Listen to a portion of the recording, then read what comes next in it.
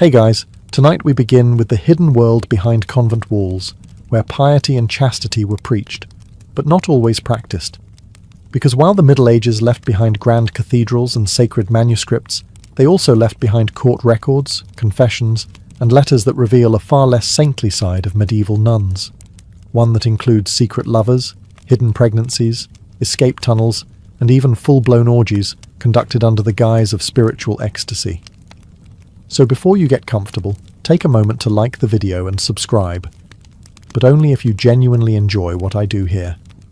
And let me know in the comments where you're tuning in from and what time it is for you. It's always fascinating to see who's joining us from around the world. Now dim the lights, maybe turn on a fan for that soft background hum, and let's ease into tonight's journey together. When a woman entered a medieval convent, she was expected to leave the world behind. Along with her dresses, jewellery, and last name, she also handed over her right to any physical affection, ever again. In theory, she became a bride of Christ. In practice, the marriage was often open to interpretation. The vow of chastity was serious business. No touching, no flirting. Definitely no midnight rendezvous in the cloister garden with Brother Thomas from down the hill. But as any good historian, or bishop with a headache, will tell you, vows are only as binding as the will to follow them, and in many convents, the will was flexible. For some nuns, the vow of chastity was treated more like a suggestion. After all, if you're locked behind stone walls for decades, surrounded only by other women and the occasional suspiciously handsome confessor, things can get blurry, very blurry. Some got creative. There were whispered arguments that affection didn't count if it wasn't intentional. Others leaned into spiritual loopholes. If Christ was your heavenly husband, then who could object to a little passion, mystical or otherwise? Especially if you wrote it down in Latin. Reports from church officials, sent to check that everything was pure and pious, often contain delicately phrased complaints like excessive familiarity between sisters, or unescorted male visitors to the orchard. Translated, someone was misbehaving, and it was probably happening near the apples. Then there were the convents that ran more like noble dormitories. Wealthy families would send off their troublesome daughters with the clear expectation that someone else would deal with their enthusiasm. Some convents tried. Others shrugged and hoped the bishop didn't visit too often. Of course, not every nun strayed. Many lived genuinely devout lives, praying, studying, and baking bread that could dent a helmet. But others, let's just say they interpreted the rule of chastity the way people today interpret unlimited breadsticks. So yes, chastity was written in ink, sworn before God, and embroidered into the rule books. But behind those quiet walls, things were occasionally rewritten. Pregnancy, as a general rule, is difficult to explain away, even more so when you're a nun. While you could conceal a secret lover or smuggle in a wheel of contraband cheese, a growing belly was significantly harder to tuck under a habit, and even harder to explain without implicating at least one person, several sins, and occasionally a confused donkey. Medieval convents were supposed to be sanctuaries of chastity, but reality had other ideas. Church records, bishopric complaints, and truly scandalized abbesses all suggest one consistent truth. Nuns were getting pregnant. Not hypothetically, not symbolically, physically, undeniably, and inconveniently pregnant. The excuses were often creative. Some claimed demonic possession. Others cited miraculous conception, which, while technically possible in biblical precedent, was treated with skepticism when it happened 3 towns over and involved Brother Jacques, the choir director. One nun even claimed she fell on a man. Hard to argue with gravity. Once discovered, convents usually responded with panic and strategic memory loss. The pregnant nun would be sent on retreat or develop a sudden, prolonged illness requiring total seclusion. If she gave birth, the baby might be whisked away under the cover of night, either to a foundling home, a sympathetic relative, or, in the darker cases, nowhere good at all. Some infants were quietly buried on convent grounds, with headstones that read like vague apologies to God. The father? That was always the next question, and the answers varied. Priests, travelling nobles, gardeners. In one memorable trial, the accused was a wandering musician with a harp and indecent smile. No further explanation was given, or needed. Punishment was equally inconsistent. Peasant-born nuns might be excommunicated and sent away in disgrace. Noble-born sisters, on the other hand, often received stern warnings and a sabbatical. One particularly brazen abbess got caught with a lover and a child, and still managed to keep her job. Clearly, management worked differently back then. Of course, the church insisted these were isolated incidents, rare, tragic, deeply regrettable. And yet the archival paper trail says otherwise. Parchment doesn't lie, especially when it's soaked in scandal. If there's one thing medieval convents underestimated, it was the power of stationery. Love in the cloister was a delicate operation, silent, coded, and written with the kind of flowery Latin that could either be a romantic confession or a very intense prayer. Nuns may have taken vows of silence, but their quills, far less obedient. Letters were everything.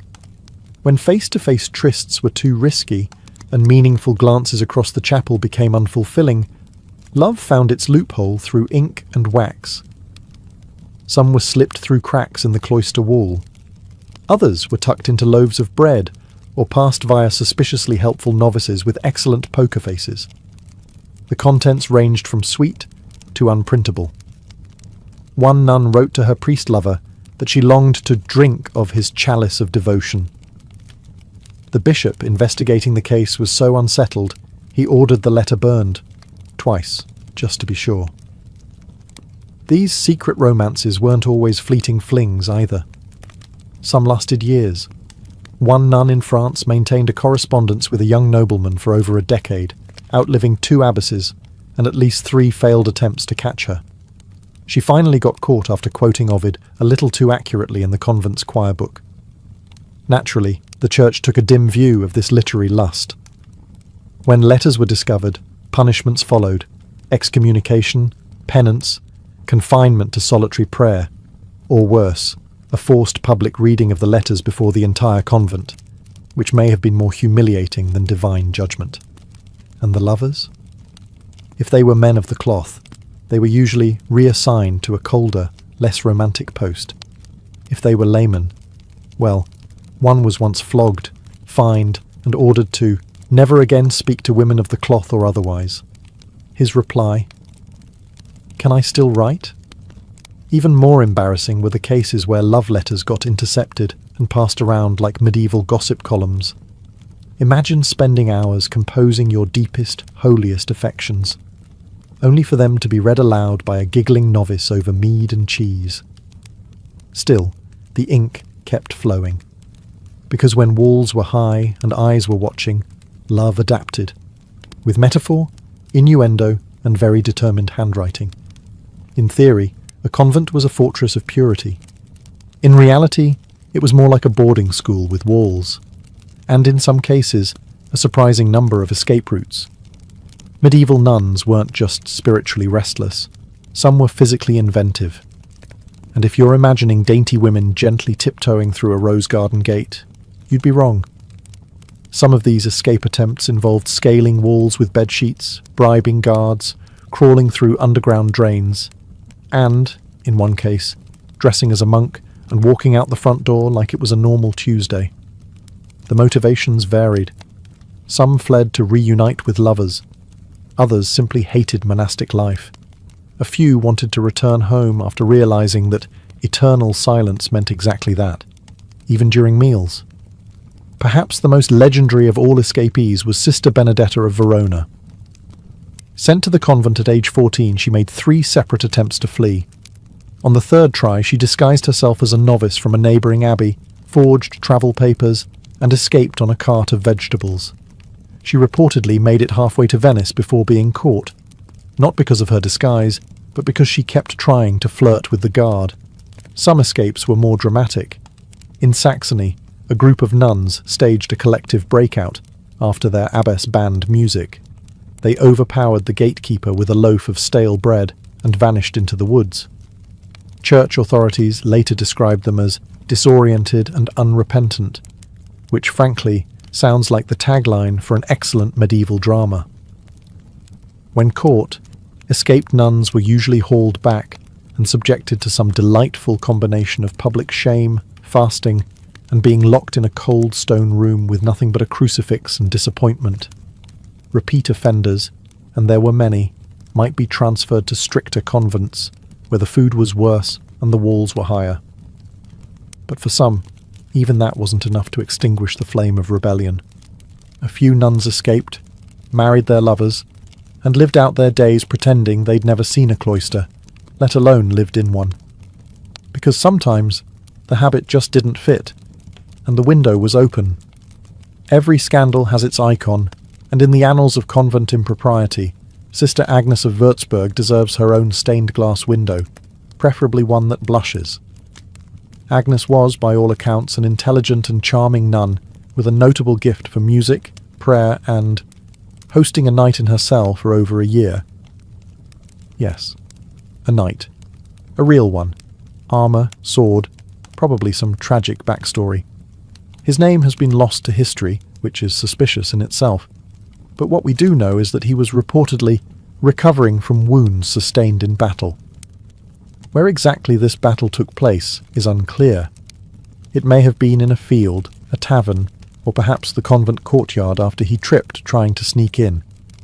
According to the bishop's records, the night was discovered after a novice reported strange clanking noises coming from Agnes's cell. Upon investigation, church officials found the man hiding behind a tapestry, eating preserved figs and humming hymns to pass the time. His only defence.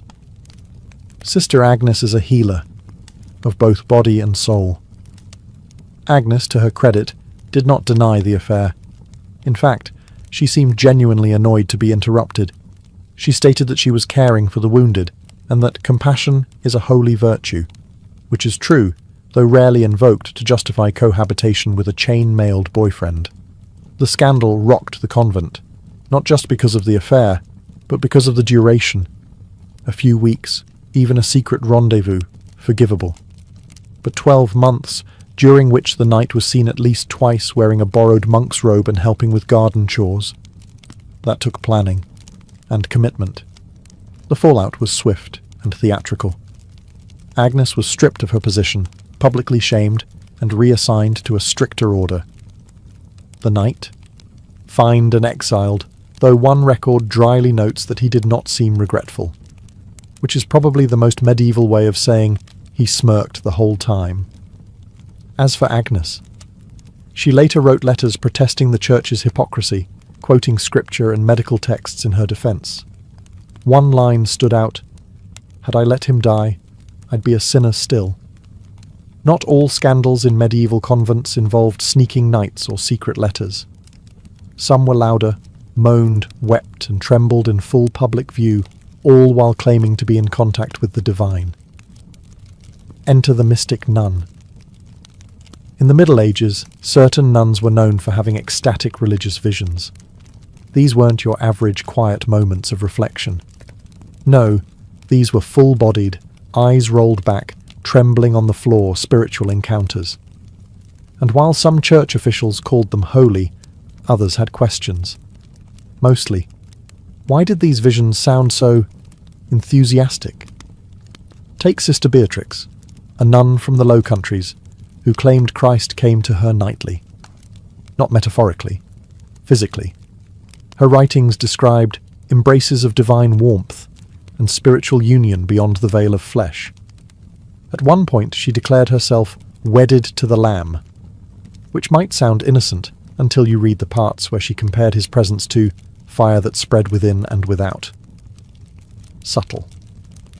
Then there's Hadovich of Antwerp, a 13th century mystic whose poetry reads like the medieval version of a steamy romance novel, if that novel were set entirely inside a chapel. She wrote of consuming love and being pierced by divine light. Some of her lines were so vivid that later church scholars tried to edit them into more appropriate metaphors. The original versions, however, are preserved, and eyebrow-raising. To be fair, not every nun faked their ecstasy. Many were sincere. Medieval theology encouraged intense emotional relationships with Christ, sometimes verging into language that modern readers might file under PG-13. But sincerity doesn't cancel out the fact that these visions caused serious stirrings, both spiritual and otherwise. Not everyone was impressed. Some bishops accused these women of attention-seeking. Others worried about the influence such visions had on younger, more impressionable nuns. One particularly skeptical archbishop referred to them as hysteria masquerading as holiness. He was later reassigned, possibly for saying what everyone else was thinking. Still, some mystic nuns became celebrities. Their visions were recorded, copied, and venerated, which, in medieval terms, meant they got away with writing divine fan fiction and calling it theology. If there's one thing medieval monasteries were known for, it's restraint, of the body, of the tongue, and especially of the stomach. Fasting was seen as holy. Hunger was a virtue. Appetite? A temptation best left in the garden with the snake. But inside some convents, fasting was more of a daytime suggestion.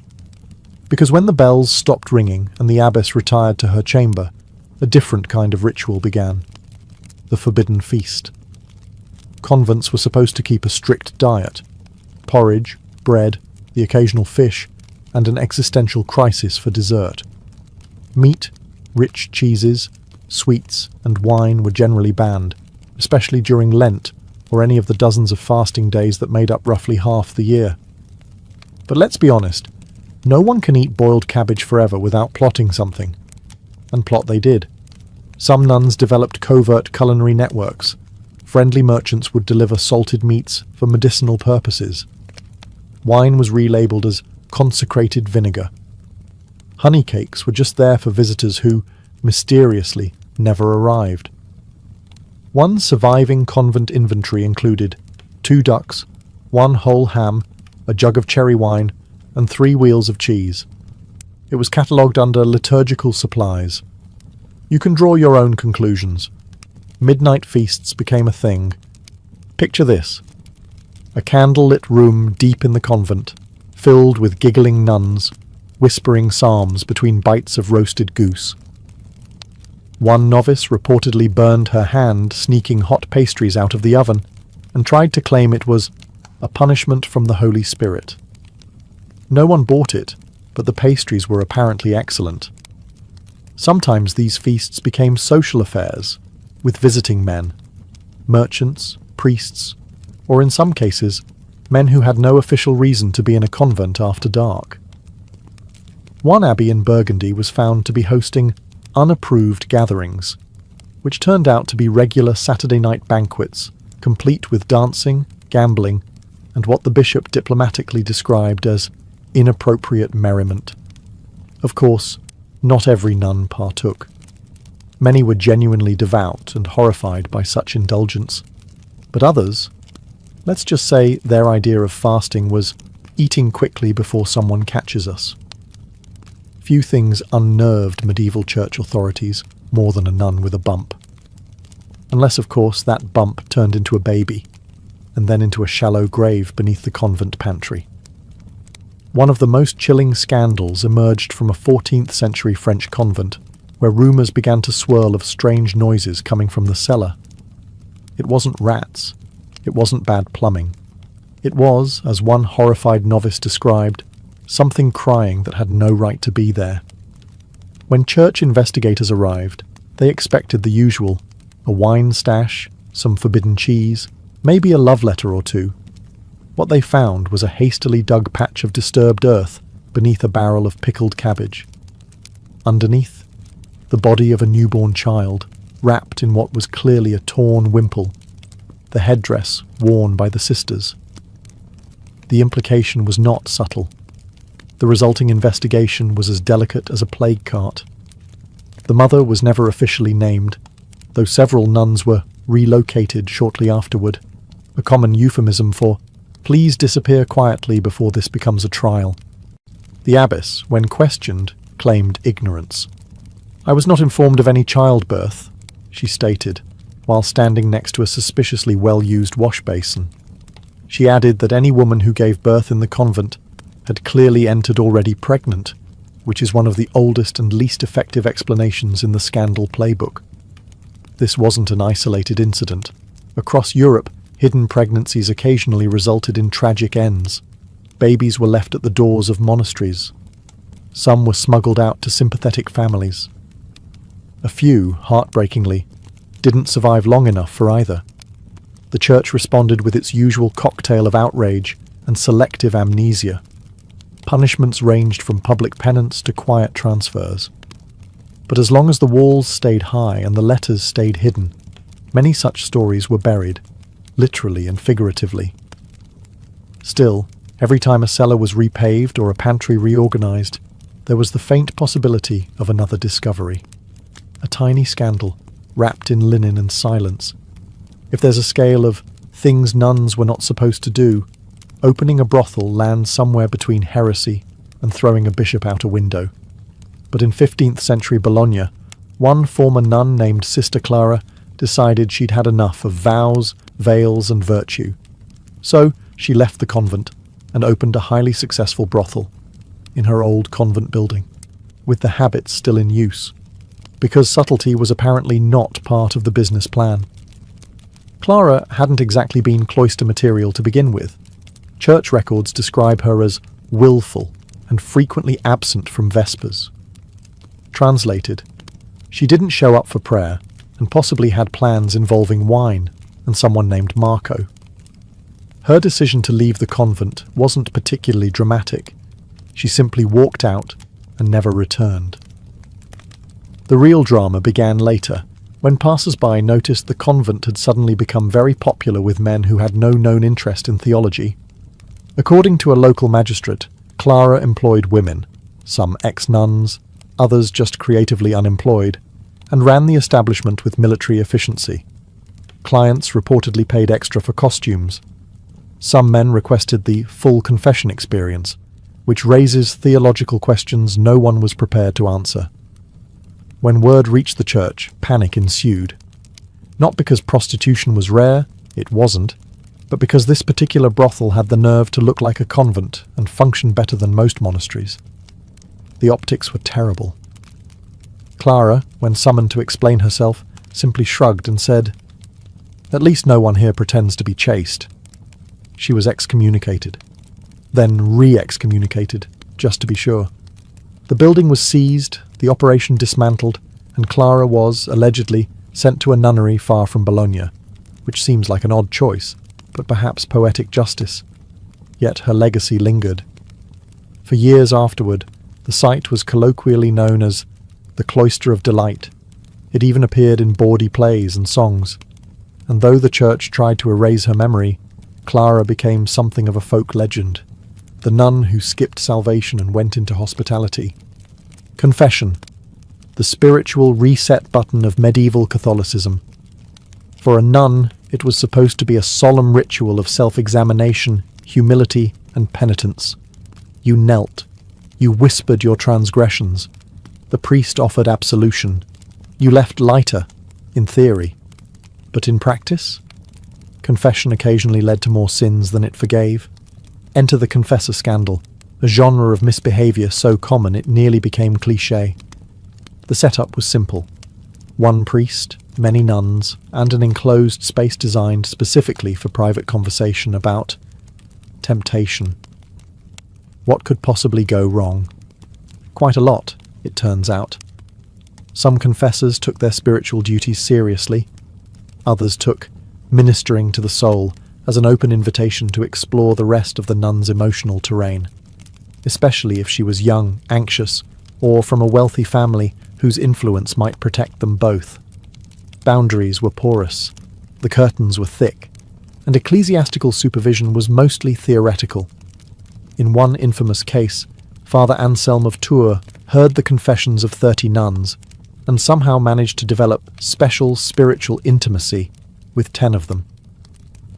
The abbess began to suspect something when Sister Magdalene emerged from confession, giggling and smelling faintly of clove wine. Reports of impropriety trickled in across Europe. Some confessors were caught meeting nuns at odd hours. Others received love letters disguised as theological questions. One was discovered with his hand on a novice's knee, claiming he was checking her for signs of demonic possession. Creative, at least. The Church's response? Delicate silence, followed by reassignment. A confessor accused of misconduct was usually sent to another diocese to reflect, which in medieval terms meant, do it somewhere else and try not to get caught this time. Meanwhile, the nuns were left in awkward positions. Some were shamed. Others were blamed entirely, accused of seducing the priest with feminine charm, which, in many cases, meant existing while under 30. A few refused to confess again at all, choosing silence over sanctity. Of course, not every confession turned scandalous. But the setup, male authority, female submission, secret conversations, was practically an invitation to abuse, especially when wrapped in incense and Latin. Not all convent mischief involved flesh and desire. Some of it came in the form of suspiciously helpful nuns, with access to plants that could either heal a headache or terminate a pregnancy. Nearly every convent had a herb garden. It was part of daily monastic life. Nuns made balms, tinctures, and herbal remedies for ailments ranging from stomach aches to demonic possession, though success with the latter was mixed. But in some communities, these humble healers turned into convent chemists, and the line between medicine and mischief began to blur. They were known as the apothecary sisters, and they understood their plants well. Too well in some cases.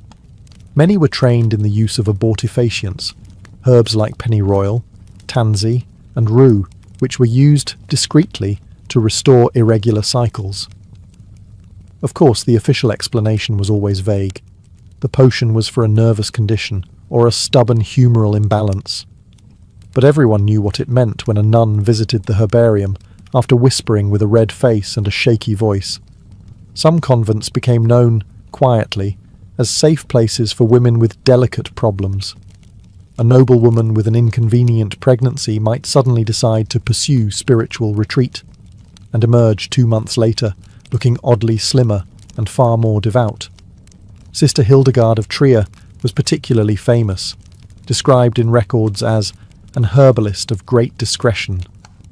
According to one very nervous male witness, her concoctions could calm a restless body, silence an inconvenient cough, or undo what the flesh hath done. You had to admire the poetic phrasing. Of course, the Church did not officially approve. But as long as things stayed quiet, and the patients left looking grateful rather than pregnant, few bishops asked questions. It was easier to assume the sisters were simply very good at teas. That said, there were darker rumours. Stories of potions slipped into wine, or love spells crafted with hair and bone. Most were likely exaggerated. But some convents did face inquiries for harbouring witch-like tendencies, which in 15th century Europe was not the sort of review you wanted from your local inquisitor. For most medieval nuns, public exposure was a spiritual hazard. But for some, it became a legal necessity, especially when their private transgressions turned into public litigation. Across Europe, convents occasionally found themselves dragged into secular courts. The causes varied. Inheritance disputes, dowry claims, property feuds, and, more awkwardly, cases involving illicit affairs, pregnancies, and behaviour that was not befitting a bride of Christ. That last phrase appeared often. It was medieval legal code for someone's been up to something. One particularly spectacular case came from Florence, where a nun named Sister Constanza sued a priest for breach of promise. She alleged that he seduced her in the confessional, promised to leave the priesthood, and then, tragically, didn't. She provided letters, witnesses, a very pointed poem. The court was so flustered, it delayed judgment for 3 years, hoping everyone involved would die or take vows of silence. Another case in Cologne saw an abbess accused of misusing convent funds. to buy luxury linens, spiced wine, and gifts for visitors. The visitors, it turned out, were male, under 30, and unusually well-groomed for pilgrims. The trial records read like an expense report for a high-end inn. The abbess claimed the items were for spiritual hospitality. The court disagreed. Sometimes the church tried to keep things in-house. Canon law was supposed to handle naughty nuns. But when crimes spilled over into civil territory, like theft, child abandonment, or contractual fraud, secular judges had to step in. And they were often unprepared for veiled women quoting scripture while denying everything with holy indignation. One nun in Burgundy was charged with attacking another nun over a man. During questioning, she claimed she had been possessed by jealousy and possibly by the devil. A 2-for-1 defence that bought her reduced penance and a relocation. These courtroom dramas were usually quieted as quickly as possible. The church didn't enjoy broadcasting its internal soap operas, but word always got out. Local taverns would buzz with phrases like, "Did you hear about the nun with the wine bill?" Or, "She brought her dowry and her boyfriend to court." In a world where few could read and fewer could fact-check, relics were the medieval version of verified badges. And some convents collected them with all the restraint of a modern teenager at a clearance sale. Holy bones, scraps of cloth, drops of saintly blood, these items drew pilgrims, donations, and prestige. For many nuns, relics were sacred connections to heaven. For others, they were more like revenue streams. Take Abbess Euphemia of Thuringia, who claimed her convent housed a piece of Mary Magdalene's hairbrush. Not a splinter of the true cross, not a veil fragment, but a grooming tool from the most misunderstood woman in Scripture. Euphemia described it as heaven-scented and encouraged visiting pilgrims to kneel before it and leave coins. The bishop, on inspection, discovered it was almost certainly a comb from a local merchant and smelled faintly of rosemary and goat. Then there's the convent in Bruges that proudly displayed the fingernail of St. Apollonia, patron saint of toothaches. When scholars examined it, they found it was, in fact, a sliver of cow horn. The abbess insisted the miracle came not from the relic itself, but from faith in its idea, a bold theological pivot to say the least. Some nuns became quite creative. One claimed to have a handkerchief used by the Virgin Mary, still damp with tears, centuries later. Another swore she owned a thorn from the crown of thorns, despite living in a convent located hundreds of miles from any known trade route. When asked how she acquired it, she simply smiled and said, "The Lord provides." To be fair, not all these relics were fakes. Some were genuinely ancient, mysterious, and possibly holy. But the sheer volume of relics claimed by convents, including 6 different skulls of John the Baptist and 3 navels of Christ, suggests that enthusiasm occasionally outpaced accuracy. Still, relics worked. Pilgrims came, coins clinked, and convents that couldn't attract visitors with sermons found that bones, real or not, were excellent marketing. Behind the convent walls, it wasn't all rosaries and repentance. Some nuns were running soft power empires, conducting correspondence, managing land, and outmanoeuvring bishops, all while pretending to care deeply about embroidery. These weren't your average sisters. They were abbesses, often from noble families, and they understood something crucial about medieval life. Influence wasn't sinful, if you called it stewardship. Take Abbess Matilda of Essen, who effectively ran her abbey like a duchy. She negotiated land deals, hosted royal guests, and once publicly corrected a visiting count's Latin. She was revered as pious and terrifying, a combination that allowed her to get things done while technically never leaving the cloister. Many convents controlled vast estates. The church may have frowned on women wielding authority, but it had no problem accepting their taxes. That left abbesses and senior nuns in charge of finances, agriculture, and disputes with tenant farmers. And like any good landowner, they sometimes bribed local officials, forged a deed or two, and encouraged favourable tithes through blessings. One convent in Normandy famously negotiated its own treaty with a rival monastery after a dispute over fishing rights turned into a full-blown holy turf war. The abbess at the time, Sister Julienne, wrote a peace letter described by scholars as unusually sharp for a woman sworn to humility. Translation: she absolutely roasted the abbot in flawless Latin. Then there was the political matchmaking. Noble families frequently installed their daughters in convents, not always for piety, but for strategic placement. A nun from the right lineage could serve as a family agent, passing along information, lobbying quietly, or even delaying papal decisions with conveniently lost letters. Some convents had spies, some had lawyers. One German abbey reportedly employed a scribe who also knew fencing, which suggests their copy editing process was especially intense.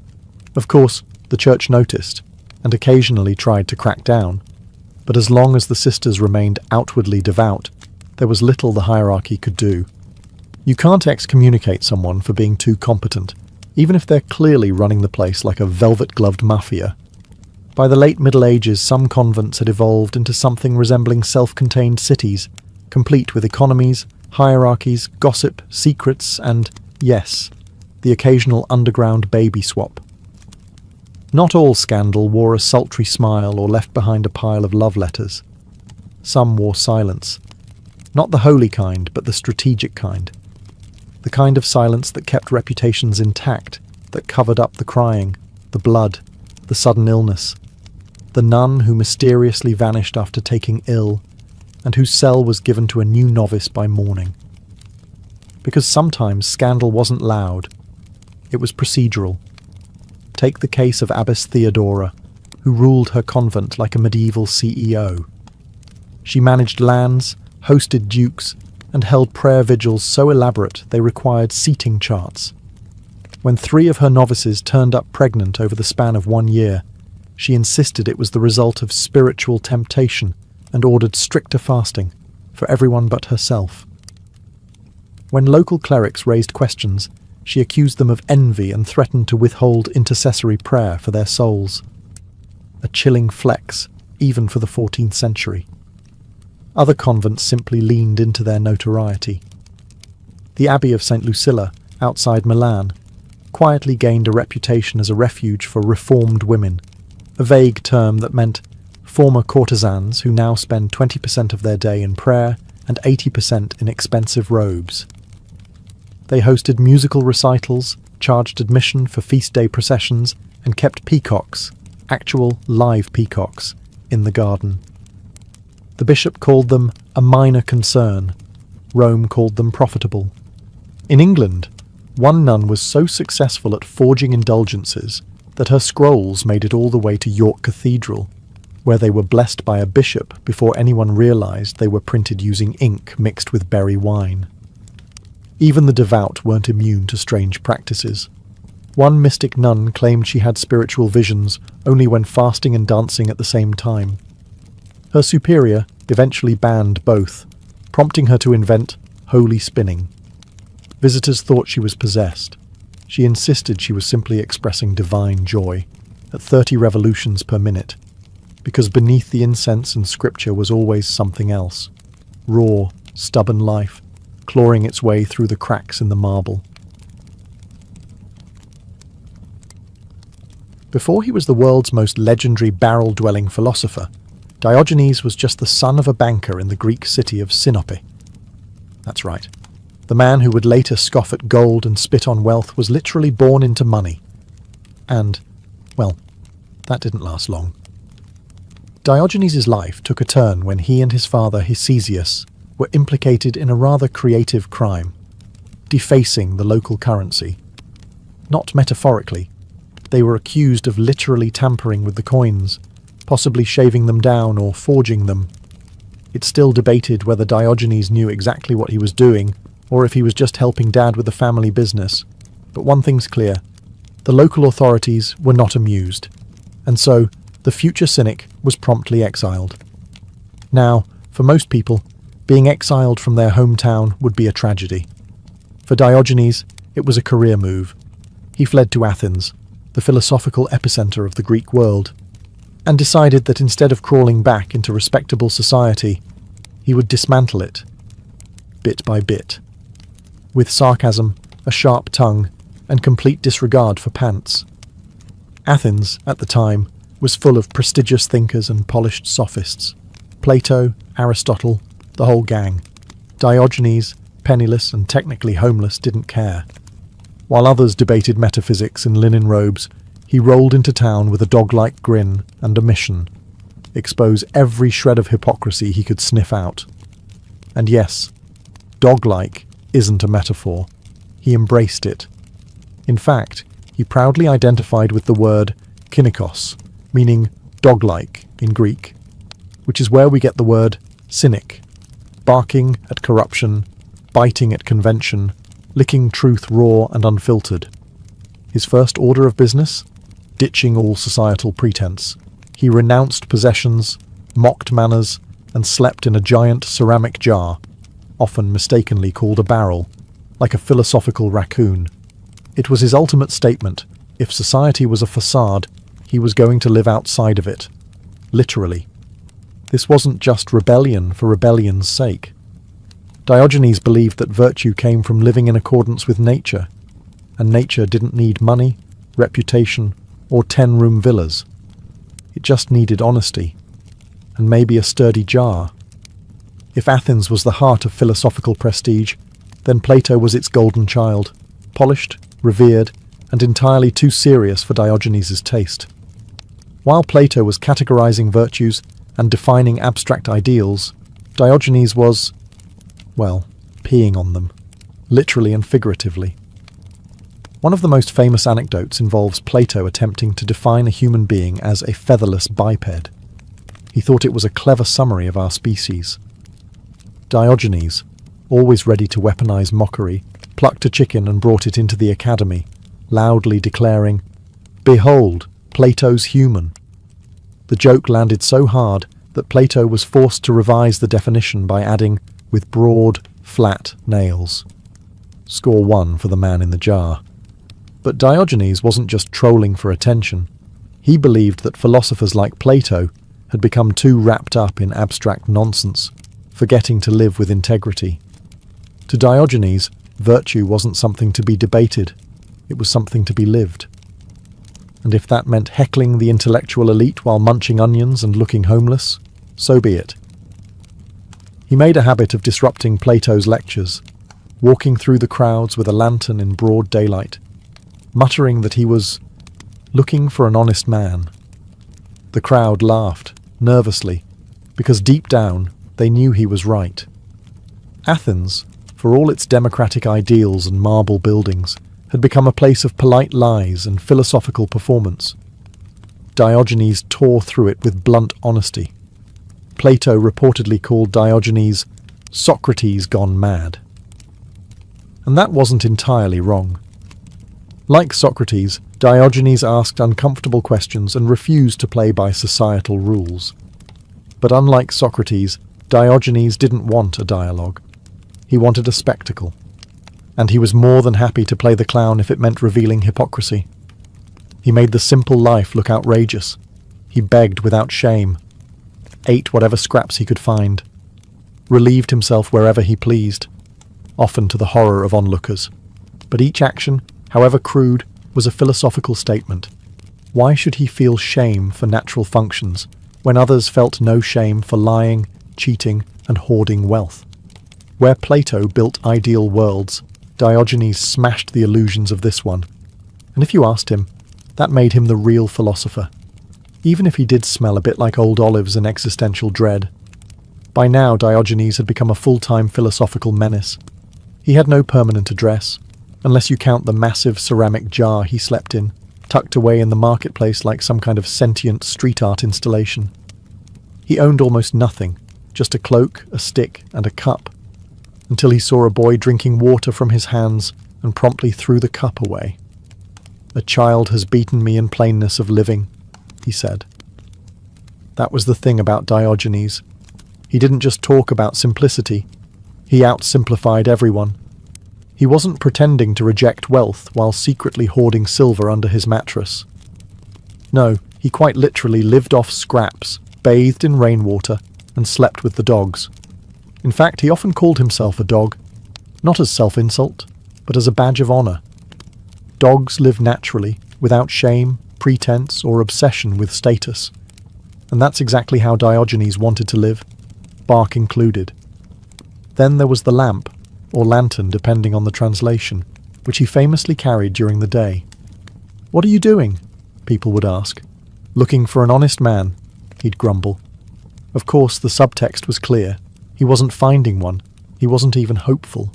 The joke was the point, a slap in the face to everyone who thought themselves virtuous while living lives dripping in compromise. His daily life became performance art, and every gesture was a lesson. When he was once caught masturbating in public, he reportedly quipped, "If only it were as easy to relieve hunger by rubbing my stomach." Crude, absolutely. But for Diogenes, natural acts weren't shameful. Hypocrisy was. And let's be clear, Diogenes wasn't poor because he had to be. He had offers of shelter, food, even patronage from wealthy admirers. He turned them down like someone dodging a pyramid scheme. For him, accepting charity meant chaining yourself to obligation, and Diogenes wouldn't be leashed. Not by money, not by decorum, and definitely not by society's awkward coughs when he did something uncivilized in public. He wasn't living on the fringe of society. He had planted himself there like a thorn, sharp, uncomfortable, and impossible to ignore. If everyone else was busy polishing their masks, Diogenes was proudly showing his dirt. And in a world full of roles and rituals, that was the most radical act of all. One of the most iconic encounters in ancient philosophy, and possibly in all of history, happened between the dirtiest man in Athens and the most powerful man on earth. Enter Alexander the Great, a young conqueror with the ego of a god and the army to back it up. After hearing stories about Diogenes, Alexander was intrigued. Here was a man who had nothing, wanted nothing, feared nothing, and yet commanded attention across the Greek world. Naturally, Alexander had to meet him. He found Diogenes lounging in his jar, sunbathing like a stray cat that just happened to be fluent in moral philosophy. The king of Macedon approached and asked the famous question, "Is there anything I can do for you?" And Diogenes, without even sitting up, replied, "Yes, stand out of my sunlight." Meek drop. Alexander's entourage was horrified. This man had just dismissed the ruler of most of the known world like an annoying street vendor. But Alexander, he was impressed. According to legend, he turned to his men and said, "If I were not Alexander, I would wish to be Diogenes." It's the kind of statement history professors love to quote, and YouTube comment sections love to misattribute. But regardless of its historical accuracy, the moment captures the essence of Diogenes. In a world obsessed with power, he was untouchable because he wanted absolutely nothing. He had no palace, no army, no reputation to protect. You can't bribe a man who sleeps in a jar. You can't blackmail a man who begs for food. And you definitely can't impress a man who finds luxury laughable. What Diogenes taught Alexander, and the world, was that true power comes from needing nothing and fearing no one. That was Diogenes' ultimate rebellion, not shouting on the streets, not urinating on social customs, but stripping life down to its barest essentials and daring anyone to call him poor. In a single sentence, he reduced one of history's greatest conquerors to a shadow blocking the sun. And unlike most philosophers, Diogenes didn't just preach this freedom. He lived it so fully, even emperors felt small in his presence. Now imagine trying to impress your friends after that. Good luck. By now, Diogenes wasn't just a local eccentric. He was the embodiment of a new way of thinking. Cynicism. And not the watered-down version we throw around today when someone's being grumpy about politics. No, the original cynicism was feral, raw, and had fleas. Diogenes believed that society had become rotten because it was built on lies. Lies about happiness, virtue, success. People spent their lives chasing wealth, climbing social ladders, and stuffing their heads with abstract nonsense. Diogenes took one look at all that and said, "No thanks. I'd rather sleep in a pot and eat scraps." At its core, cynicism was about living in harmony with nature. That meant shedding all artificial needs, luxury, fame, political ambition, and returning to a life of simplicity and self-sufficiency. If nature didn't hand you a golden goblet, then maybe you didn't need one. And if nature gave you a stomach, then yes, begging for bread or stealing an onion was more honest than flattering a politician. His philosophy was also deeply confrontational. Diogenes didn't hide his beliefs in essays or temple scrolls. He lived them loudly. He mocked, barked, and even physically interrupted people's lives to force them to see their own contradictions. If someone preached virtue but lived lavishly, Diogenes would follow them around like a philosophical heckler, exposing the rot underneath the silk. To Diogenes, actions mattered far more than ideas. In fact, he once said, "Other dogs bite their enemies. I bite my friends to save them," because nothing said friendship like a good, metaphorical gnaw on the ankle of your delusions. He was especially brutal toward hypocrisy, especially among philosophers. If a scholar claimed that poverty was noble while living in comfort, Diogenes would hold up a mirror, metaphorically or otherwise. He once saw a lavish temple being built and declared, "The gods must have gone blind if they need such a grand house." In a world obsessed with image, Diogenes was image's natural predator. Where others cloaked their ambitions in rhetoric, he stripped everything down, literally and figuratively. He wasn't trying to be liked. He was trying to wake people up. And if that meant barking like a dog or relieving himself on public statues, well, so be it. Truth, after all, wasn't always polite. Diogenes wasn't just a philosopher. He was Athens' walking conscience, a filthy, loud, extremely inconvenient one. Depending on whom you asked, he was either a lunatic with bowel control issues or the only sane man in a city full of liars. Maybe both. He made a career out of offending people. Once, during a feast, he walked barefoot across the banquet hall's expensive carpet, wiping off the mud from his feet and muttering, "Thus I trample on the pride of Plato." Not exactly RSVP behaviour. But for Diogenes, this was more than rudeness.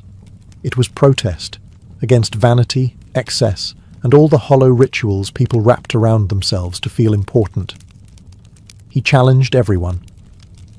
When he saw a wealthy man donating to the poor just to be admired, Diogenes muttered, "That's not charity, that's investment."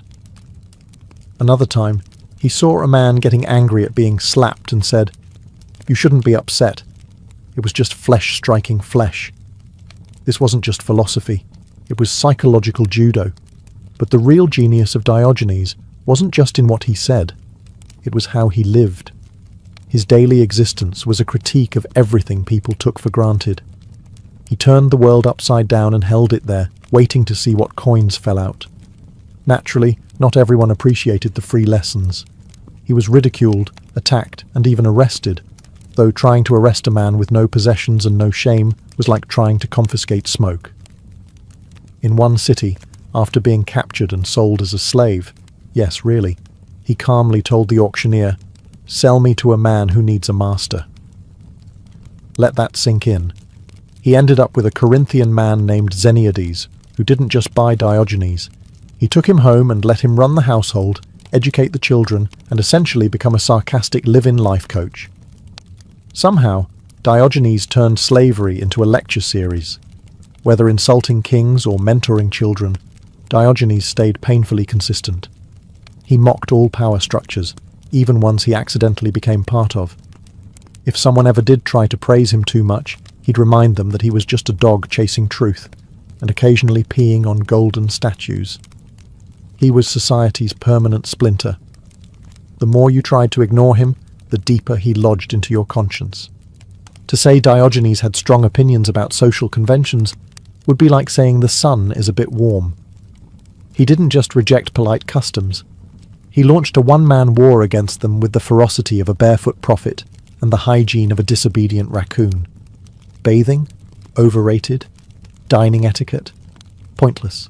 Shame. a tool used by cowards and hypocrites to hide behind marble columns. Diogenes believed that most societal norms weren't there to help people.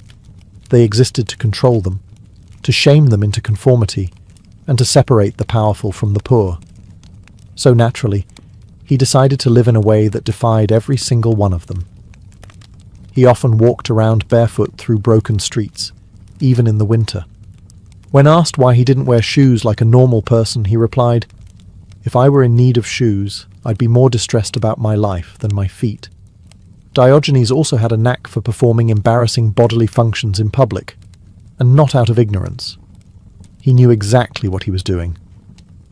These acts weren't random, they were statements. He believed that if something was natural and necessary, it shouldn't be a source of shame.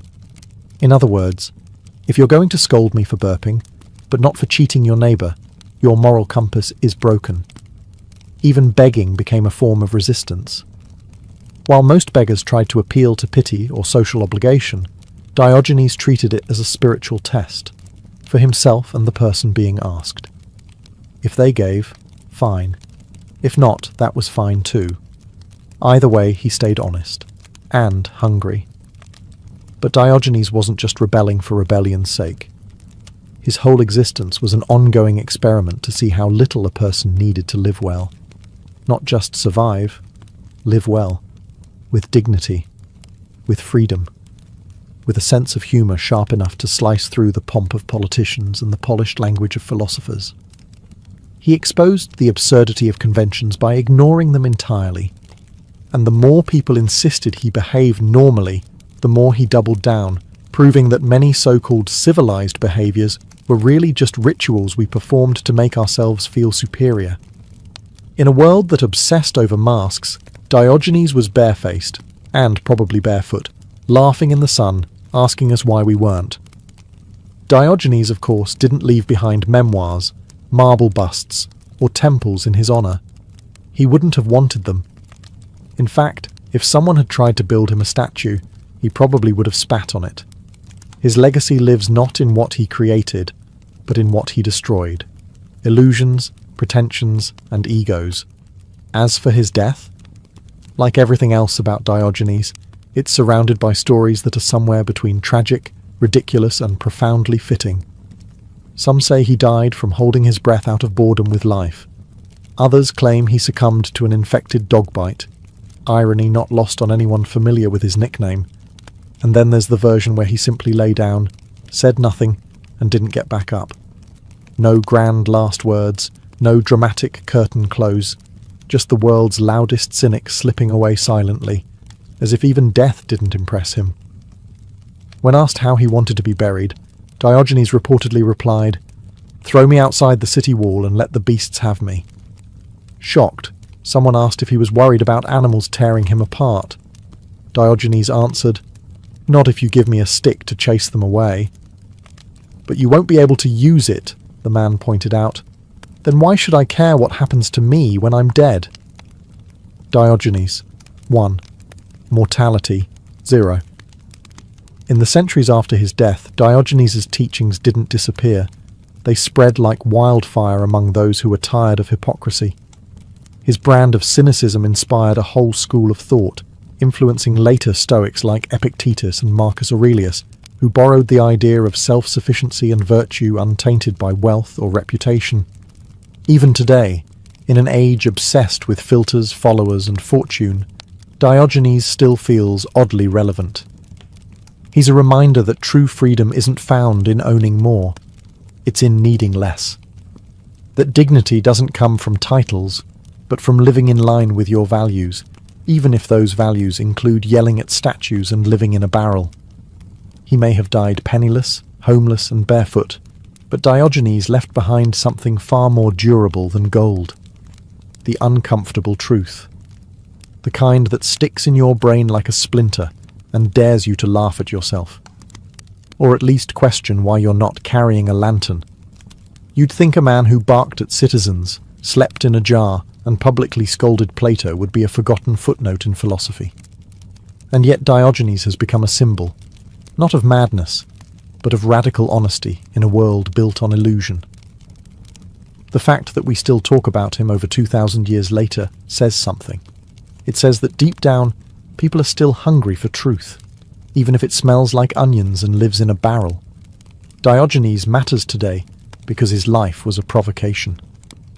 He dared to ask, what happens when you stop playing along? What if you stop chasing wealth, reputation, even comfort, and just live with what you need? Strip away all the performance, the polite lies, the curated identities. What's left? According to Diogenes, what's left is real freedom. In a society built on image, ancient Athens or Instagram, his rejection of appearances hits harder than ever. He didn't just question authority or wealth. He questioned the need for them. That's why so many thinkers, from Stoics to anarchists to comedians, have drawn inspiration from him. He's the original minimalist, the spiritual grandfather of every "I quit my six-figure job to live in a van" story you see online. Even Diogenes' crudeness has a place. He used shock not to offend but to expose. He wanted people to feel the discomfort, because that's where reflection starts. If you're more disturbed by someone relieving themselves in public than you are by corruption in government or greed in religion, then Diogenes would say your priorities are upside down. And while his methods were unconventional, the core message is timeless. Virtue is not something you buy, brand, or broadcast. It's how you live when no one's watching. Or, in Diogenes' case, when literally everyone is watching and you just don't care. He reminds us that wisdom doesn't always wear robes. Sometimes it shouts from a jar, laughs in your face, and refuses to move out of the sunlight. In a world overflowing with noise, branding, and nonsense, Diogenes invites us to be something different, honest, unfiltered, and just a little bit dog-like. And maybe, just maybe, that's what makes him the wisest lunatic who ever lived. By the early 1870s, the northern plains were seething with tension, a slow, grinding build-up of broken promises, land theft, and cultural collision. At the heart of it was the Black Hills, a region sacred to the Lakota Sioux, who called it Paha Sapa. The US government had recognized this territory as belonging to the Lakota in the 1868 Fort Laramie Treaty. On paper, the land was theirs forever, but forever, in this case, lasted about 6 years. Everything changed in 1874, when gold was discovered in the Black Hills by an expedition led by none other than George Armstrong Custer. Word got out, and like flies to honey, thousands of prospectors poured into the region, violating the treaty and desecrating sacred ground. The government, rather than enforce its own agreement, tried to buy the land from the Lakota. They refused.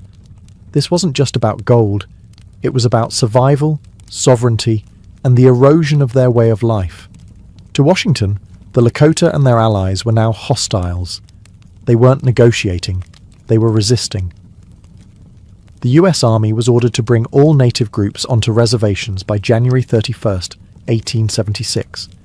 Any group that didn't comply would be treated as enemies. Many didn't even receive the message, scattered as they were across vast winter hunting grounds. Others simply refused.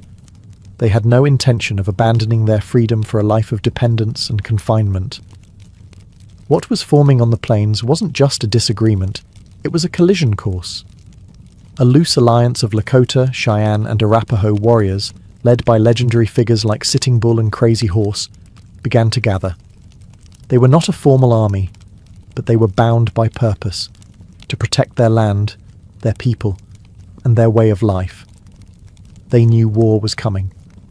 Meanwhile, US military planners, confident in their numbers and technology, saw the tribes as disorganized and divided. They couldn't have been more wrong. The Plains warriors were highly mobile, intimately familiar with the terrain, and motivated by the deepest of causes.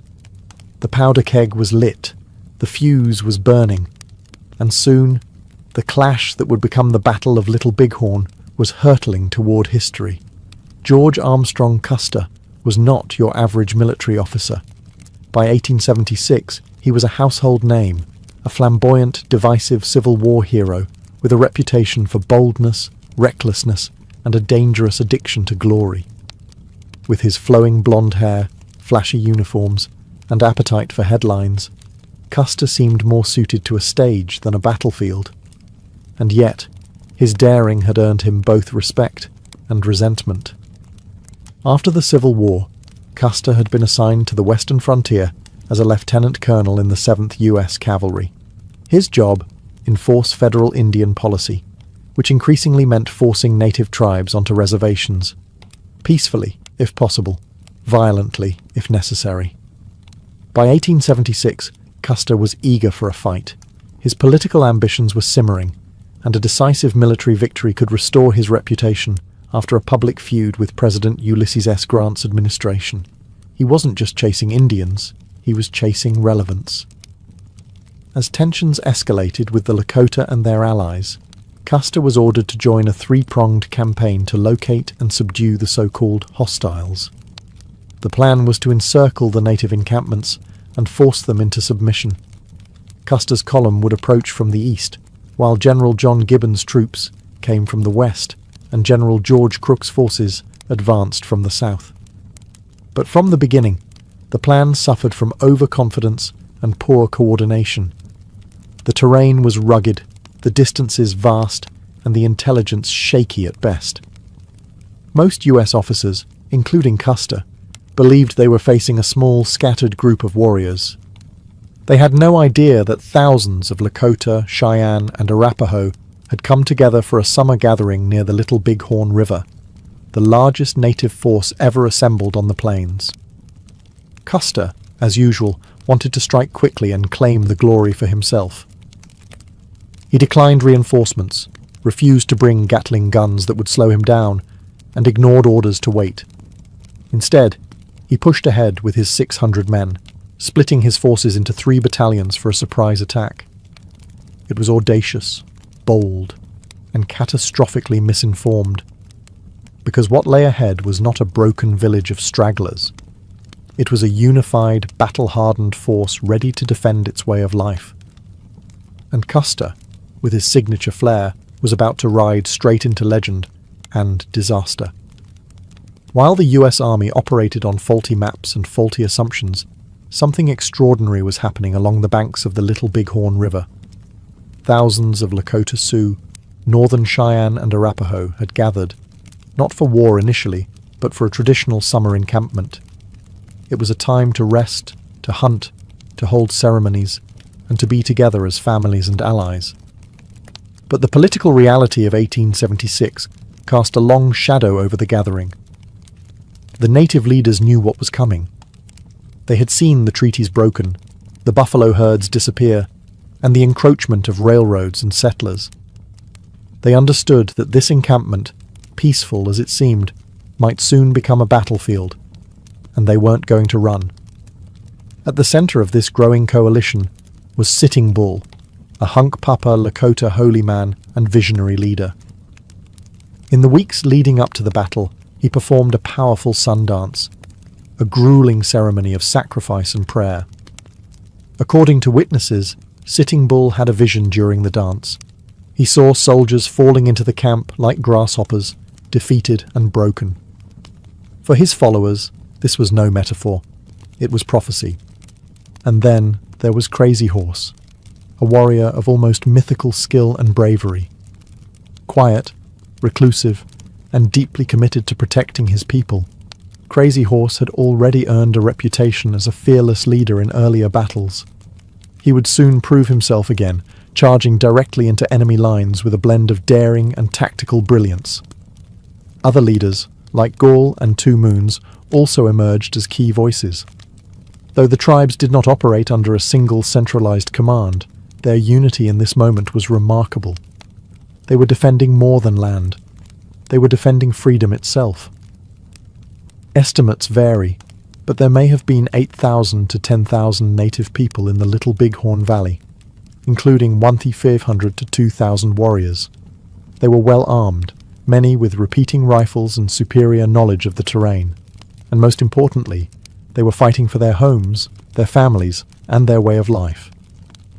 Custer had expected a few hundred desperate warriors. Instead, he was about to face a formidable coalition, one born not just of resistance, but of spiritual resolve, ancestral duty, and the fierce will to survive. The storm was gathering. On June 22, 1876, Custer and his 7th Cavalry left the mouth of the Rosebud River, following tracks believed to lead to a nearby native encampment. For 3 days, they moved fast, too fast, pushing men and horses to exhaustion. Custer was convinced the native village would scatter if they realized soldiers were coming. He wanted to strike first, strike hard, and claim the glory before General Terry or Gibbon could arrive and steal the spotlight. But this urgency blinded him to caution. Scouts, including famed Crow and Arikara warriors, warned Custer that the village ahead was massive, unlike anything they had seen before. Some even climbed high ridges and returned with wide eyes, saying, "Too many to count." They urged Custer to wait, to reconsider. He did not. On the morning of June 25th, Custer reached a ridge overlooking the Little Bighorn Valley. From a distance, he could see parts of the great encampment, teepees stretching along the river like a small city. Smoke rose from cooking fires. Children played. Horses grazed. But what he saw as a vulnerable camp was in fact a sleeping giant. Still believing he could surprise them, Custer made the fateful decision to divide his 600-man regiment. He sent Captain Frederick Benteen to scout to the south with 125 men. Major Marcus Reno was ordered to attack the southern end of the village with 140 men.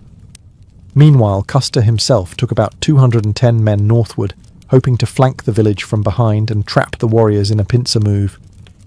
It was bold, it was risky, and it was based on disastrously false assumptions. Custer did not know that the warriors were already aware of the soldiers' approach. Lakota scouts had spotted dust trails and moving columns. The element of surprise was lost before it ever began.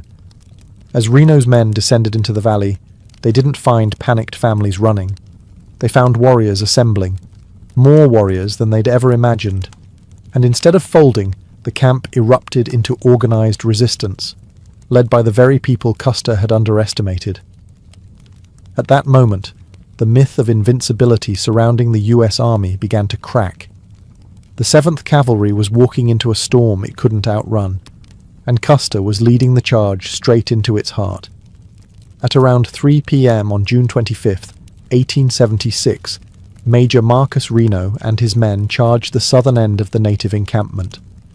What they expected was panic. Women and children fleeing, warriors scrambling. What they got instead was an organized, furious resistance. Within minutes, the charge unraveled. Reno's men dismounted in the timber along the river and opened fire. But the volume of returning fire shocked them. The warriors were not only numerous, they were aggressive, fast, and coordinated. Lakota and Cheyenne fighters surged across the open ground with terrifying speed, many on horseback, firing with deadly accuracy. Some carried Winchesters and Spencer repeating rifles, more advanced than the single-shot carbines the cavalry used. Reno panicked. Instead of holding his position, he gave a chaotic order to mount and retreat across the river. In the scramble, many soldiers were shot down, some drowned. The retreat turned into a rout. Bloodied and disorganized, Reno's men staggered up a bluff on the east side of the river, desperately trying to form a defensive position. Just then, Captain Frederick Benteen arrived from the south with reinforcements. Together, he and Reno established a rough perimeter atop what would later be called Reno Hill. There they dug in, low on water, surrounded and under constant fire.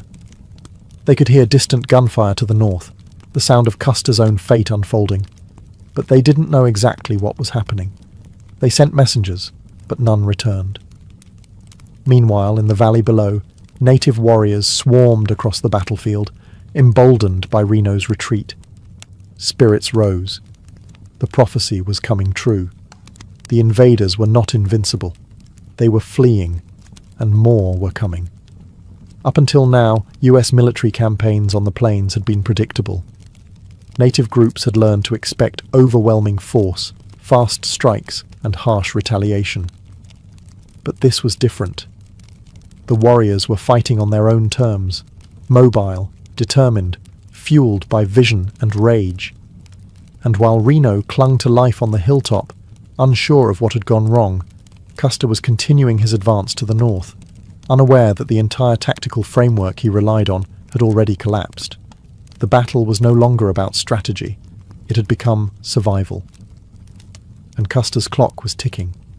While Reno's forces were retreating in chaos and Benteen was fortifying Reno Hill, Custer and his 210 men pressed northward, entirely unaware of the scale of the battle unfolding behind them. Still under the illusion that the village could be attacked from multiple directions, Custer's detachment moved along high ground, hoping to strike the village's rear. But the warriors knew he was coming. By now, the alarm had fully spread through the massive encampment. Lakota, Cheyenne, and Arapaho warriors, hundreds strong, surged toward Custer's column. Instead of finding women and children to capture, Custer found himself facing a tidal wave of mounted fighters. His troops were stretched thin along the ridgelines and hills, trying to hold defensive positions, but they were quickly surrounded. The precise sequence of the fight remains debated. There were no survivors from Custer's immediate command. But what is clear is that the 7th Cavalry was overwhelmed in a matter of hours. The native forces, led by warriors like Crazy Horse and Gall, outmaneuvered and outnumbered Custer's men. Their superior knowledge of the terrain and aggressive tactics shredded the cavalry's lines. The soldiers tried to make a stand on what would later be called Last Stand Hill. Surrounded, out of ammunition, and with no escape, they fell. Some in small groups, some alone, some reportedly trying to shoot themselves rather than be captured. Native accounts described the battle as brutal and fast. It wasn't just a fight, it was a collapse. Custer was killed in the final moments, likely shot through the chest and head. He was found among a cluster of men, including his brothers Tom and Boston Custer. Nearly every soldier in his command was killed. Over 200 men, wiped out to the last. For the native warriors, it was a staggering and emotional victory. But it wasn't celebrated with triumphalism. Some accounts describe mourning rather than cheering, an understanding that while they had won the battle, war was far from over.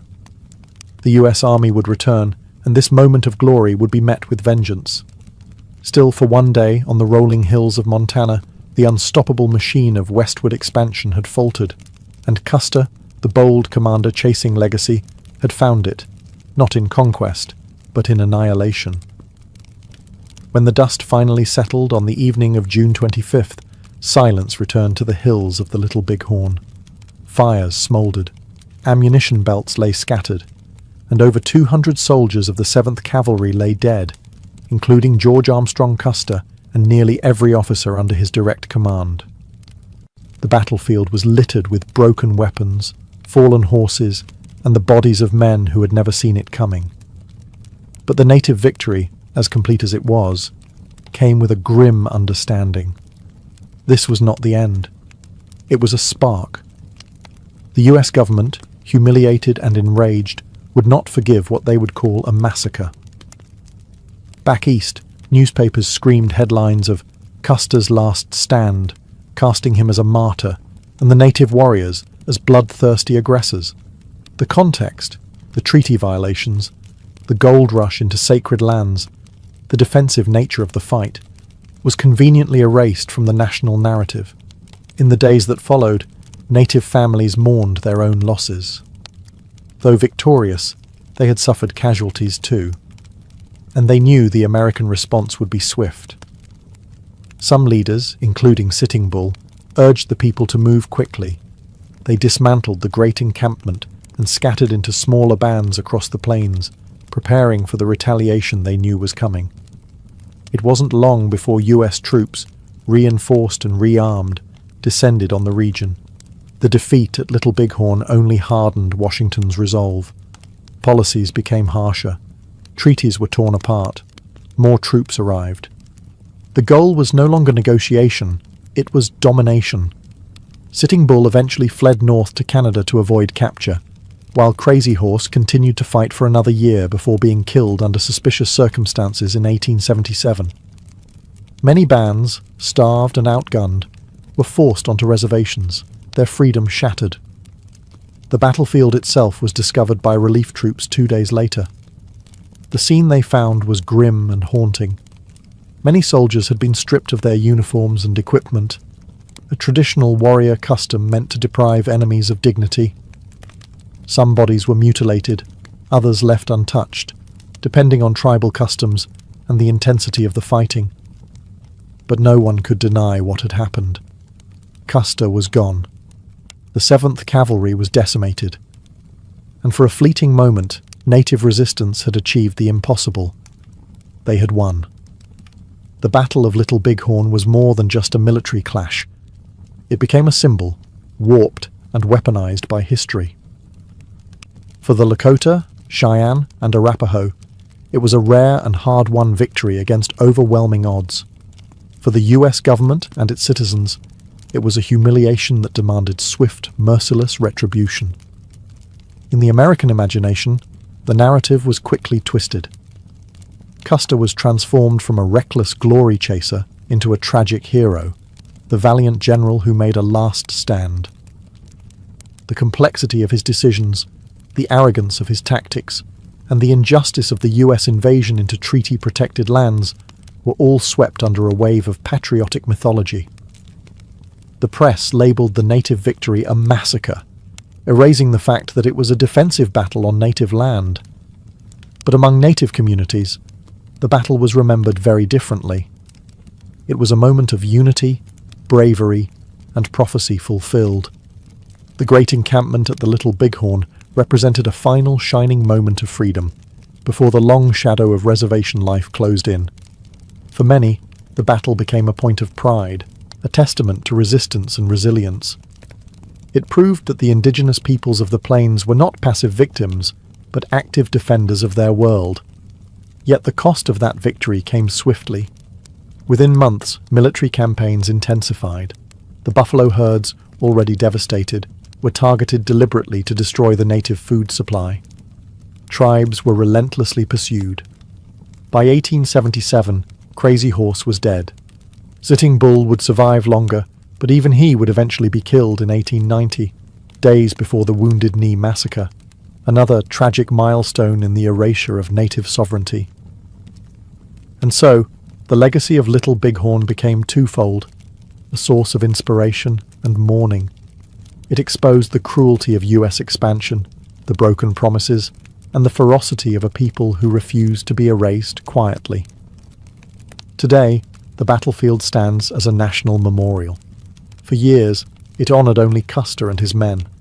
But more recently, memorials have been added to honour the native warriors who fought and died there. Not as villains, but as heroes defending their homelands. The hills remember both sides. The wind carries both songs. And the legacy of Little Bighorn still speaks, if you're willing to listen to more than one version of history. In the grand arc of American history, the Battle of Little Bighorn stands out as one of those rare moments when the underdog didn't just fight back, they won. For a single day in 1876, native warriors held back the tide of an empire. They didn't win by numbers, technology, or wealth. They won with courage, unity, and an unshakable will to protect their way of life. But the tragedy of Little Bighorn is that this victory did not change the outcome of history. It only delayed it. In fact, it accelerated the end. The stunning defeat of Custer enraged Washington. Public opinion hardened. Sympathy for native grievances, where it had existed, was buried under waves of vengeance and nationalism. Congress increased military funding. The campaign against the Plains tribes intensified with brutal precision. Within just a few years, the nomadic life that had defined Lakota, Cheyenne, and Arapaho culture for centuries was gone. The buffalo were nearly extinct, the reservations carved up, the land parceled out. The very hills that had once echoed with hooves and war cries now stood silent. And yet, Little Bighorn refused to fade. Over the decades, it has been reinterpreted, reimagined, and reclaimed. For many Americans, it started as a tale of heroic sacrifice. For others, it gradually became a symbol of injustice, of a nation that broke its word and called resistance treason. Today, the site is one of the few battlefields where both sides are remembered. where the markers don't all point in one direction. For native peoples, the battle remains deeply symbolic, not as the beginning of defeat, but as the final brilliant stand of a free people. A moment when everything that was being taken from them, land, freedom, dignity, was fought for with every ounce of spirit they had left. It was, and still is, a sacred memory. And for the rest of us, Little Bighorn offers a difficult but necessary lesson about power, about myth, about the cost of conquest. It reminds us that history is not always told by the victors. Sometimes it's buried beneath them, waiting to be unearthed. In the end, Custer may have gotten the glory, but the warriors of Little Bighorn got something far more lasting: the truth and the right to say, "We were here, and we fought." The Forbidden City wasn't just built. It was conjured into existence with ambition, labor, and a deep desire for control. In 1406, the Yongle Emperor of the Ming dynasty ordered the construction of a new imperial palace in Beijing, aiming to move the capital from Nanjing. But this wasn't going to be any ordinary palace. It would become the heart of the Chinese Empire, a fortified city within a city, where no one entered unless summoned, and no secrets left its walls unfiltered. Over the next 14 years, more than 1 million labourers, craftsmen, and engineers worked to complete this enormous undertaking. The materials alone were drawn from every corner of the empire: golden Nanmu wood from Sichuan, giant marble blocks hauled across frozen rivers, and millions of glazed roof tiles baked to perfection. Brick by brick, an empire's pride was set in stone. When finished, the Forbidden City covered nearly 180 acres and housed over 900 buildings. Its layout followed strict Confucian principles: symmetrical, orderly, hierarchical. At its core lay the Hall of Supreme Harmony, where emperors were crowned and decrees thundered through the bureaucracy. But beyond the grandeur, the deeper purpose was psychological. This wasn't just a residence, it was a statement. The emperor does not live among you, he lives above you. And make no mistake, it was truly forbidden. The average citizen of Beijing never stepped foot inside. Even high officials entered only by imperial permission. Guards stood at every gate. Spies lurked in every corridor. The outer city bustled with markets and common life, but inside the red walls, time slowed and ceremony ruled. It was a world locked in ritual, cloaked in mystery, and insulated from the messiness of daily life. But beneath its golden rooftops and crimson columns, the Forbidden City was also a pressure cooker. For all its beauty, it was built to isolate, to keep power centralized, to shield the emperor from threats both physical and political. In time, it would become a place of intrigue, betrayal, and whispers in the shadows. A palace? Yes, but also a stage, for 5 centuries of empire, ambition, and slow unraveling. From the outside, it dazzled. From the inside, it watched, and it never ever forgot who walked its halls. At the heart of the Forbidden City sat the Emperor, the Son of Heaven, the living bridge between the mortal realm and the divine. But for all his cosmic authority, the man on the throne often led a life of extraordinary isolation. The Forbidden City didn't just protect the Emperor, it consumed him. Every day of his life was scripted with suffocating precision. He awoke to music, was dressed by attendants, and followed a schedule so ritualized it bordered on theatrical. Meals were sampled for poison. Documents were read aloud by ministers kneeling before him. Even a stroll through the gardens required ceremonial clearance and multiple escorts. Nothing was spontaneous. Everything was watched. And while the emperor sat at the top of the hierarchy, he was far from free. The very structure that elevated him also imprisoned him. Surrounded by layers of eunuchs, ministers, consorts, and spies, the emperor rarely encountered the outside world. His information was filtered, his interactions managed, and his ability to act independently, especially in later dynasties, was often stifled by the overwhelming machinery of court protocol. Some emperors handled this with ruthless efficiency, like Yongle or Kangxi, who ruled with a firm hand and mastered the bureaucracy. Others fell into paranoia, decadence, or detachment, lost in their own palace like a gilded ghost. There were emperors who spent months, even years, within the Forbidden City without setting foot outside the walls. The world they ruled might as well have been on the moon. Even within the palace, access to the emperor was tightly controlled. High-ranking officials could wait days for an audience. Family members had limited contact, and heaven help the servant who crossed the wrong threshold. Protocol dictated where you could stand, how you bowed, and even what you were allowed to see. In theory, the emperor could command legions with a word. In practice, he often struggled to know who to trust or what was really happening beyond his walls. The throne might have been carved from jade and set above dragons, but it was also surrounded by curtains, layers upon layers of secrecy and ceremony. The Forbidden City crowned its emperor in gold, but it also wrapped him in silence. Behind every throne in the Forbidden City stood an invisible army, not of generals or ministers, but eunuchs. Castrated men who served within the palace, eunuchs began as humble servants, but evolved into some of the most powerful and feared figures in imperial China. In a world where women were cloistered and men were threats, eunuchs occupied a strange middle space, intimate with the emperor, yet politically useful because they could never father rival dynasties. At first, their duties were simple: managing palace chores, delivering messages, caring for imperial robes. But as the emperors became more secluded, especially during the Ming and Qing dynasties, eunuchs began to fill the vacuum. They controlled access to the emperor, filtered information, and eventually took over administrative functions entirely. Some wielded more power than generals. Others had the emperor's ear in ways even his own family didn't. And with power came ambition and corruption. The history of eunuchs in the Forbidden City is a cycle of rise and ruin. For every loyal servant, there was a schemer manipulating imperial decisions, silencing opponents, and hoarding wealth. Some eunuchs, like Wei Zhongxian during the late Ming period, effectively ran the empire from behind silk screens. His enemies disappeared, his allies were promoted, and entire ministries lived in fear of his whispers. But the influence of eunuchs wasn't just political. It was personal.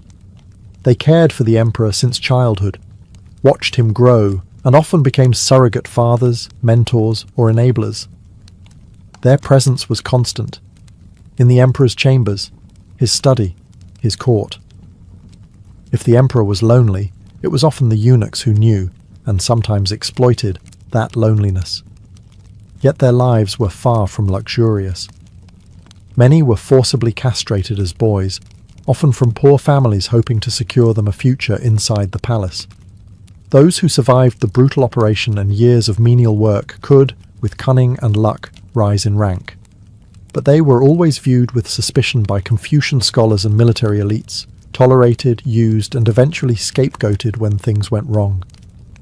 In a city built on ceremony and secrecy, the eunuchs were the silent hands that moved the pieces. Not kings, not pawns, but something far more complicated and far more dangerous. Beyond the grand halls and towering gates of the Forbidden City lay its most secretive zone, the inner court. This was the emperor's private world, a maze of palaces, gardens, and sleeping chambers hidden deep behind the red walls. Here, the business of state gave way to the business of dynasty, consorts, concubines, and children. And here, politics took on a new, more intimate form, one where beauty, jealousy, and bloodlines ruled the game. The inner court was divided into 3 main palaces for the emperor's use, and 6 residences for the empress and concubines. But don't be fooled by the serene names and fragrant gardens. This was not a peaceful retreat. It was a battlefield, with dozens, sometimes hundreds, of women competing for favour. The inner court was a world of veiled threats, whispered alliances, and calculated ambition. At the top stood the empress, the legal wife of the emperor. She held rank and ceremony, but not always his affection. The emperor's heart and heirs often came from the concubines, whose status could rise or fall overnight depending on a glance, a pregnancy, or a single rumour. Some bore sons and were elevated to power. Others faded into obscurity, their names forgotten, their futures quietly erased. Palace maids and senior eunuchs acted as intermediaries, messengers, and, occasionally, spies. Nothing happened without being seen. Nothing was forgotten. The women of the court had little freedom, but they wielded influence in subtler ways, through charm, manipulation, and sometimes poison. Occasionally, a consort would gain such favour that she effectively ruled through the emperor. One of the most famous was Empress Dowager Cixi, who rose from low-ranking concubine to virtual ruler of China for nearly half a century. Her power began inside these very walls, behind closed doors, in silken robes, with a brilliant mind cloaked in patience. To outsiders, the inner court was silent and perfumed, a place of art, music, and refinement. But behind the latticed windows and painted screens, it was a pressure chamber where status, survival, and lineage collided. In the Forbidden City, power did not only march in boots and robes. Sometimes it tiptoed through moonlit corridors in embroidered slippers, smiling sweetly, waiting to strike. Inside the Forbidden City, every gesture had meaning. Every step, every bow, every incense offering. Nothing was done casually. This wasn't just a palace. It was a divine machine. And the emperor wasn't just a man. He was the son of heaven, the bridge between the earthly and the celestial. That meant every movement he made had cosmic weight. It wasn't just about power. It was about order. Each morning, officials lined up at the Meridian Gate long before sunrise, waiting for the morning court audience. These sessions were brief and highly choreographed. Ministers kneeled, spoke only when spoken to, and delivered their memorials with a practiced humility. Outside the palace, they were powerful men. Inside, they were shadows at the emperor's feet. One of the grandest rituals was the winter solstice ceremony, where the emperor offered sacrifices at the Temple of Heaven to ensure harmony between heaven and earth. These rituals weren't optional. They were political theatre on a sacred scale. A failed ritual, bad weather, a forgotten step, was seen as a sign that the mandate of heaven might be weakening. Inside the palace, rituals governed every aspect of life. Weddings, funerals, births, even meals. The emperor's food was inspected by multiple officials, tasted for poison, and arranged according to strict traditions.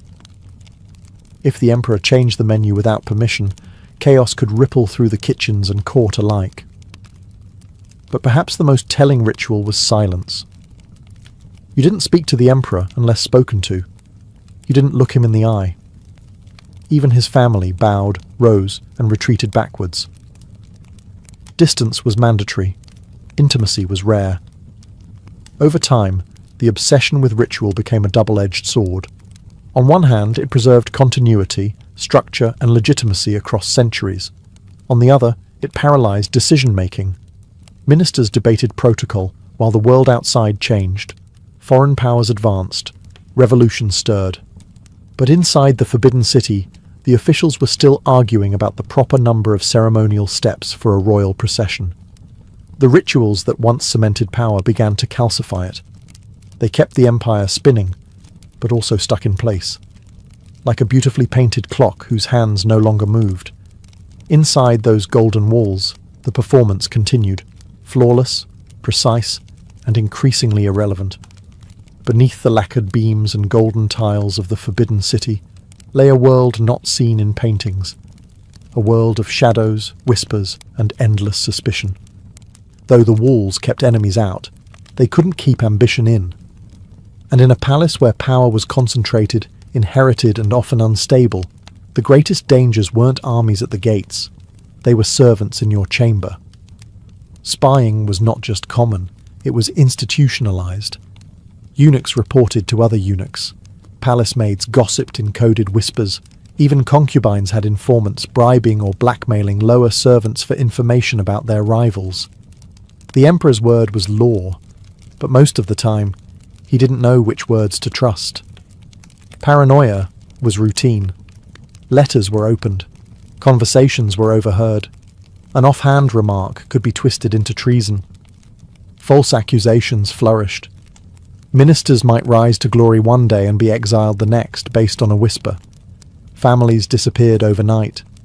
Some chose suicide over trial, understanding the fate that awaited them if they resisted. The eunuchs were both participants and enforcers of this invisible war. While some were loyal and protective of the emperor, others built spy networks that rivaled secret police. Under the Ming dynasty, the infamous Eastern Depot, a eunuch-run intelligence agency, was given terrifying power: the ability to arrest, interrogate and execute without consulting the civil government. Torture was standard. Confessions were extracted like teeth. And while court scholars and officials resented the eunuch's influence, they weren't above intrigue themselves. The court was a chessboard, and every promotion, every marriage alliance, every imperial edict was a move in an endless game. At times, even the emperor was a pawn, especially if he was young, sickly, or uninterested in ruling. Regents and dowagers pulled the strings, smiling in daylight and striking by night. It was a world where success demanded silence, cunning, and an impeccable memory for allegiances. One misstep, even an unguarded look, could be fatal. And yet, people schemed on. Because in the Forbidden City, there was no higher prize than proximity to the throne, and no deeper fall than losing it. Beneath the rituals and red walls was a city that never truly slept, only watched and waited. The Forbidden City may have looked eternal, its golden roofs glowing in the sun, its red walls unshaken by time. But inside, dynasties rose and crumbled with alarming frequency. Power that appeared divine from a distance often turned out to be dangerously mortal up close. And sometimes, the empire didn't fall on a battlefield. It fell in a quiet corridor, behind a locked door, whispered out of existence by those closest to the throne. The Ming dynasty, which built the Forbidden City, ruled for nearly 3 centuries. But by the 1600s, it was staggering under the weight of its own bureaucracy, internal corruption, and peasant uprisings. The palace had become a maze of ceremonial obsessions and eunuch dominance, while famine and unrest brewed outside. In 1644, as rebel armies closed in on Beijing, the last Ming emperor hanged himself in the palace gardens. He left behind a note lamenting his failure, and a palace ripe for takeover. The Manchus, a foreign power from the northeast, swept in and established the Qing dynasty. Remarkably, they chose to keep the Forbidden City as their seat of power, adapting its traditions while inserting their own. The architecture remained, but the language, dress, and rituals evolved. Once again, red walls absorbed the shock of transition and kept the illusion of continuity alive. The Qing ruled from the Forbidden City for another 268 years, through high points of prosperity and devastating collapse. The late Qing emperors, especially during the 19th century, struggled to adapt to modern pressures: Western imperialism, internal rebellions, and technological stagnation. Meanwhile, Empress Dowager Cixi ruled from behind a curtain, literally manipulating court politics while refusing reforms that might have saved the empire. By the time the boy Emperor Puyi ascended the throne in 1908, the Forbidden City was more museum than power center. In 1912, the Qing dynasty fell, and with it over 2 millennia of imperial rule. But oddly, Puyi was allowed to remain inside the Forbidden City for another 13 years, like a ghost wandering the ruins of his own past. The emperors were gone, but the city remained, hollowed out, majestic, and haunted by the echoes of vanished dynasties. The walls had survived, but the thrones within them had not. After the Qing dynasty fell in 1912, the Forbidden City should have gone silent. But instead, it entered one of the strangest chapters in its 5-century history. The monarchy was gone. China was now a republic. And yet, inside the crimson walls, a child emperor remained. Puyi, age 6, still dressed in dragon robes, still bowing to empty rituals, and still ruling over nothing. This bizarre arrangement was the result of a political compromise. The new Republican government allowed Puyi to remain in the inner court of the Forbidden City, cut off from Beijing's changing streets. Outside, warlords battled for power, and revolution reshaped society. Inside, time stood still. Eunuchs continued their duties. Meals were served in ceremonial fashion. The emperor woke, dressed, and was bowed to, a monarch without a monarchy, a boy living inside a dream already shattered. But Puyi wasn't blind. As he grew older, he began to question the world around him. He read newspapers smuggled into the palace. He saw airplanes fly overhead. Modernity buzzed outside his gates, while he lived in a museum of fading grandeur. And he knew, even if no one said it aloud, that the empire was truly gone. His isolation bred resentment, curiosity, and eventually defiance. In 1923, a massive fire broke out in the palace, a suspicious blaze that destroyed precious treasures. Puyi accused the eunuchs of theft and sabotage, and in response, he expelled hundreds of them. Centuries of palace tradition vanished overnight. The Forbidden City was emptying out. By 1924, a warlord named Feng Yuxiang finally expelled Puyi from the palace altogether. The emperor, now a young man, was escorted out through the same gates emperors had ruled from for generations. He was carried in a rickshaw, no throne, no honor guard, just a displaced figure wrapped in the memory of vanished power. But Puyi's story didn't end there. He would later collaborate with the Japanese, become a puppet ruler in Manchuria, and eventually be captured, imprisoned, and re-educated by the communist regime. In his final years, he worked as a gardener, tending flowers in Beijing, living quietly not far from the palace that once defined him. Puyi was the last to live in the Forbidden City, and when he left, he took the empire's final breath with him. Today, the Forbidden City no longer hides secrets, it displays them. What was once off-limits to nearly all of China is now open to millions. Renamed the Palace Museum, it stands as a monument not just to imperial grandeur, but to the complicated layers of history, power, and identity that shaped a civilization. Walking through its gates today, visitors pass under the same towering red walls that once intimidated diplomats and echoed with the footsteps of eunuchs. The golden roofs still gleam in the sunlight, and the dragon motifs remain as fierce as ever. But now, instead of guards and courtiers, you'll find tour guides, selfie sticks, and school children with notebooks. The Forbidden City houses more than 1.8 million artifacts, scrolls, paintings, porcelain, ceremonial garments, weapons, and personal belongings of emperors and empresses. But beyond the objects, what lingers most is the silence of rooms that once dictated the fate of millions. Empty thrones, closed doors, and vast courtyards whisper stories more powerful than any exhibit label. Restoration efforts have kept the complex remarkably intact, and yet the Forbidden City is more than preserved. It has been transformed. It's a living museum, a national symbol, and paradoxically, a place where the memory of autocracy now serves public education. The irony isn't lost. A palace built to exclude has become one of the most visited places on Earth. Still, beneath the tourist chatter and camera flashes, the deeper weight of the site persists. You feel it in the Hall of Supreme Harmony, where emperors once stood above a kneeling court. You feel it in the shaded corridors of the inner court, where whispers decided destinies.